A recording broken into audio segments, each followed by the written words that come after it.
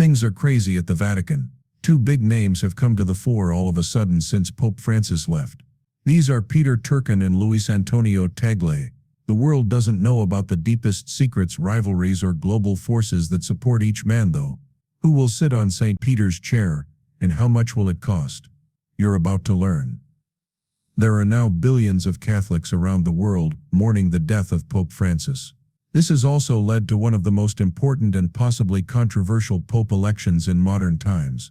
All eyes are on two men now. You can meet Cardinal Luis Antonio Tagle of the Philippines and Cardinal Peter Turkson of Ghana. Don't think these are just candidates. They represent hope for the whole world, deep-seated politics, and the way the Catholic Church is always changing. What's really going on behind the Vatican's closed doors is what this video is all about. You'll find out shocking facts about how the Pope election works, who supports Turkson and Tagle, and how this choice could permanently alter the Church's path. We'll talk about their pasts, their secrets, the problems they've caused, and what each man means for the future of billions of devoted fans. Do not leave now, because what you are about to hear is not being talked about in the mainstream media. Things are getting more and more interesting as the race for the next Pope heats up. Let's start. The world stopped when Pope Francis breathed his last. Not just because they were sad, but also because they knew a new age was about to start.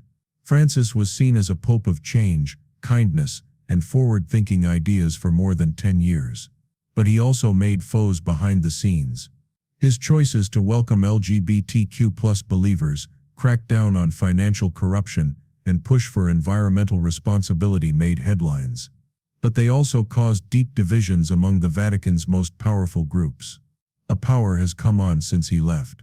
There is now a gap that is much bigger than most people think. The Vatican is more than just a religious building. It affects politics all over the world. And alliances form quickly whenever power is present. Secrets come to light and plans clash. Since Pope Francis is no longer in charge, cardinals from all over the world have started to get together and talk. They are pressing and getting ready for the conclave, a holy but very strategic meeting where one of them will be chosen as the next pope. This is where things get interesting. Usually people who want to be pope come from Europe, mostly Italy. That might not happen this time though. But there are now two names that stand out as frontrunners, and neither of them is like the other. They are Cardinal Luis Antonio Tagle from the Philippines and Cardinal Peter Turkson from Ghana. They were both close to Pope Francis. They were both trained to be leaders, but they couldn't be more different. Behind closed doors right now, there is a fight not only for the Church's leadership, but also for its very soul. Some experts say this could be the most important papal election in history for people all over the world. Why? Because the next pope might not be from Europe at all for the first time. In the Catholic world, that alone would mean a huge change in tradition, power, and impact. That's not all though. There is a history of scandal, loyalty, and secret power behind every candidate that not many people are willing to talk about. Don't think this is only about religion either. This is about race, politics, money, heritage, and having an impact on the world. But wait. Before we talk about the two men at the center of it all, let's take a better look at how this holy but secret process works. Because you need to know how the Vatican chooses its next leader to understand the storm that's coming. Don't think that the Vatican is only about robes, prayers, and rosaries. Behind the closed marble doors of the Sistine Chapel is a process that is so mysterious and steeped in centuries of custom and secrecy that even people who have been a part of it for a long time call it the world's most sacred election. It's not like any other election in the world, and this is the assembly. When a pope dies, the Vatican goes through a period called secante, which means the place is empty. Every choice about the Church has been put on hold until one thing happens: a new pope is elected. The papal conclave, on the other hand, is not open to the public like democratic elections, which are covered by talks, campaigns, and TV shows. In fact, that's how it's meant to be. This is how it starts. Cardinals from all over the world who are younger than 80 years old are being asked to come to the Vatican. Nobody could call or email anyone else, and there was no internet or phones. They are locked in once they get inside the Sistine Church. The Latin word for with a key is conclave. Everyone is sworn to silence about every talk, vote, and whisper. even the cooks and staff inside. A new pope is only chosen when one name gets 2/3 of the votes. However, this is what shocks me. The holy process isn't always easy. It makes sense. It makes you feel. This is very political as well. Groups join together. Power blocks show up. Catholics can be either liberal or strict.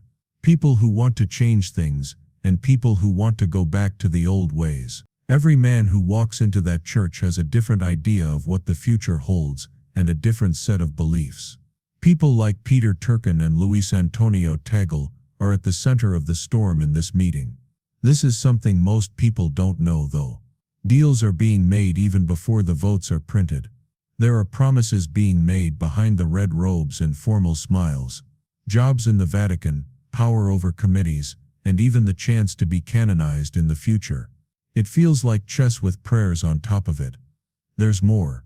Before he died, sources close to the Vatican said that Pope Francis had quietly said that he wanted a pope who wasn't from Europe to carry on his vision of a church that welcomes everyone.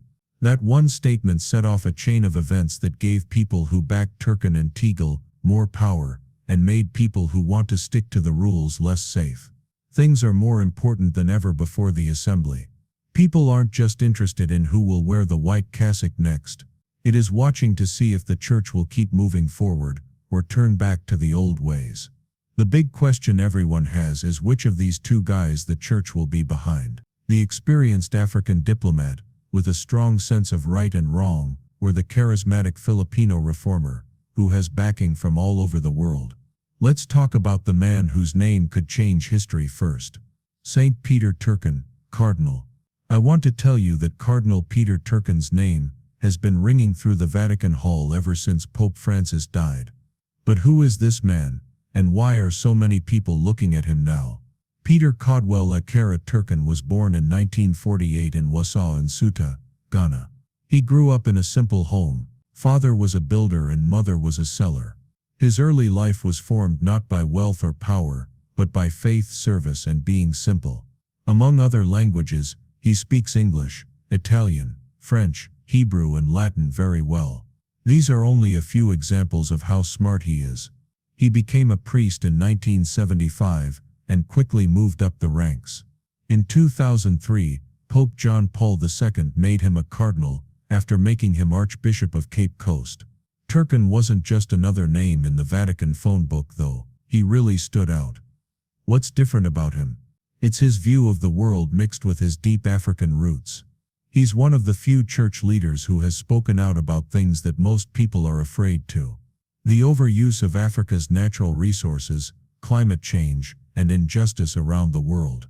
As the head of the Pontifical Council for Justice and Peace, he helped write Pope Francis's important letter Laudato, which asks the world to be serious about climate justice.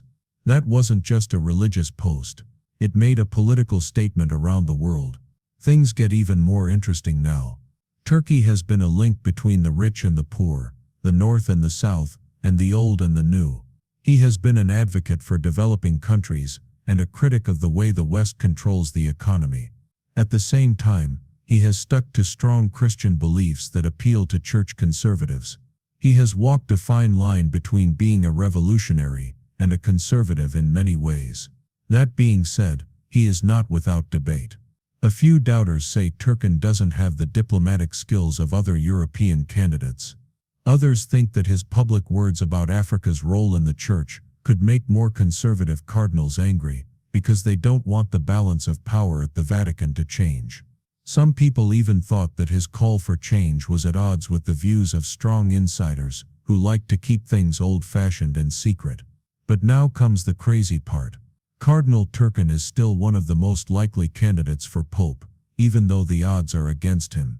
This is especially true now that Pope Francis isn't around to lead the pack. And let's be honest, voting for Turks wouldn't just be a faith choice, it would be a big deal. The boss of the Catholic Church wouldn't be from Europe or the West for the first time in 2,000 years.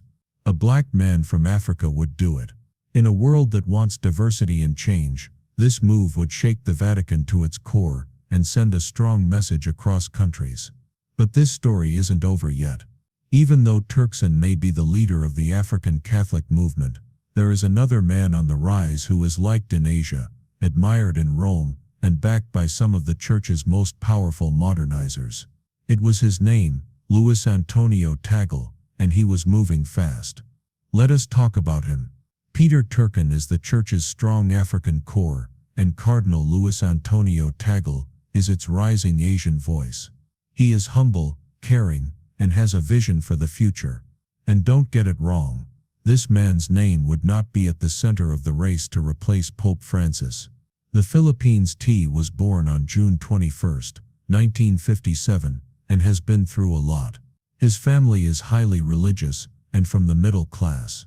His rise to the top of the Catholic hierarchy was marked by simplicity, intelligence, and a strong bond with the poor. His dad worked for the government, and his mom was a housewife. He got a strong sense of duty and a warm personality from them that still defines him today. People often call him the Asian Pope Francis. Oh, and that's not a mistake. People have long thought of Tagle as one of the most caring and approachable leaders in the Catholic Church right now. People all over the Philippines and the world share his homilies. His stories are so moving that they can make whole groups cry. His strong dedication to fairness for everyone has made him a favorite among younger Catholics and reformists who want a new kind of leadership in Rome. But this is where it gets interesting. He doesn't just talk about being humble. Cardinal Tagle does it. He usually goes places by himself, packs his own bags, and eats with kids on the street. He doesn't like luxury and doesn't want to live a lavish life. He is often seen laughing and crying with the people he helps. He was even seen getting on a plane in economy class one time, just like any other tourist. It is almost unheard of for a high-ranking cardinal to live that humbly. Tagle was named head of the Congregation for the Evangelization of Peoples by Pope Francis in 2019. This is one of the most important jobs in the Vatican. People have generally seen that job, which is sometimes called the Red Pope, as a stepping stone to becoming Pope. In fact, there were rumors going around at the time that Francis was privately endorsing Tagle as a possible successor. But here's the catch. Tagle has some people who don't like him. Some conservative members of the Church think he is too liberal, especially because he shows empathy for LGBTQ+ people, is ready to talk about married priests, and isn't afraid to face tough social issues. Some people think he's not tough enough to handle the political and administrative tasks of the Vatican. Still, even though people have questions, his support is growing. Tagle has a lot of support in Asia, Latin America, and some parts of Europe. This is why the Church is quickly moving away from its European roots as the world becomes more connected. More than 65% of Catholics live in Africa, Asia, Latin America, and the global South. That change is shown by Tagle. A Filipino pope would be a huge change for the Church, because it would bring it more in line with the modern lives of its people. Also, let's not forget about the military side. Tagle has close ties with many of Pope Francis's greatest supporters. He speaks English, Italian, Spanish, and Filipino very well. He knows what the Vatican needs and how the poor around the world are hurting. In many ways, he carries on Francis's work, but with new energy and a focus on culture that brings the Church closer to the places with the most people. But the question still stands, is the Church ready for another big change? Tagle's rise could shake up centuries of institutional power based in the West, just like Peter Turkson's election would shake up Europe's hold on the Vatican. Now, with the throne empty, the heat is on. Decisions are being thought through, alliances are being made, and silent fights are starting behind the walls of the Vatican. Don't think it's just Turkson versus Tagle, though. There aren't just those two forces at work. As this spiritual fight goes on, there is something deeper going on, an old guard of conservative cardinals who will do everything they can to stay in charge. They're not going to give up easily. Now, don't think that the Catholic Church is just closed prayers and rosaries. As you enter the Vatican, you'll find a world of politics, secret relationships, and power structures that have been in place for decades. And now that Pope Francis is dead, the gloves have been taken off. To be clear, the College of Cardinals, which is in charge of picking the next pope, is not a single entity. There are different groups, camps and unions within it, and each has its own goals, plans for the future, and old grudges against the others. But when St. Peter's chair is empty, those rivalries get worse than ever. On one side is the Progressive Bloc, which includes people who back Cardinal Tagle and Cardinal Turkson. They are also known as Francis loyalists. These guys have stood up for Pope Francis. They believe in kindness over judgment and humility over rank. However, this is what shocks me. On the other side is a group of conservatives led by bishops who think Francis took the church too far into uncharted territory. They are often called the Restorationists. They want to go back to the values of the pre-Vatican II era, with strict doctrine, less room for modern interpretations, and a church that pushes people to follow its rules instead of welcoming them. Not only do they not think Turkson or Tagle are fit, they also think they are dangerous. On top of that, some cardinals in this conservative group are quietly getting their own candidates ready. People who know about the conclave say that Cardinal Marc from Canada, or even the younger, more traditional Cardinal Robert Serra from Guinea could be dark horses. There are a lot of tense feelings in the Vatican right now. There are more talks behind closed doors, secret dinners in villas in Rome, and even leaks to conservative Catholic media outlets that are meant to hurt the reputations of front-runners like Turkson and Tagle. You did hear that right. It's said that doses are being passed around, that unproven charges come up at oddly convenient times, and that power brokers are working extra hard to win people's loyalty before the doors to the conclave close. Also, remember that not all cardinals decide based on what they believe. It has to do with politics, desire, and old favors. Votes are sometimes traded like money. A promise is made. Power is offered in exchange for help.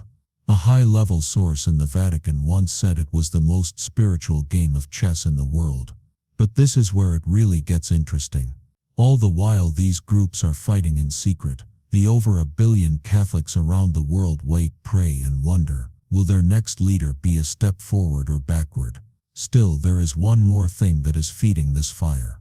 A group of non-European bishops, mostly from Asia, Africa, and Latin America, have started to understand something very important. Now is their chance.